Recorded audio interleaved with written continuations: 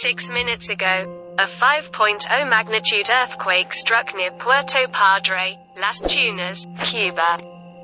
The tremor was recorded early morning on Tuesday, November 8, 2022, at 6:33 a.m. local time, at a shallow depth of 10 kilometers below the surface.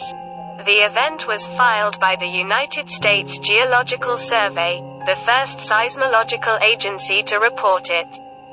Our monitoring service identified a second report from the German Research Center for Geosciences, GFZ, which listed the quake at magnitude 5.2. Other agencies reporting the same quake include the Citizen-seismograph network of RaspberryShake at magnitude 5.0, and the European Mediterranean Seismological Center, EMSC, at magnitude 5.0.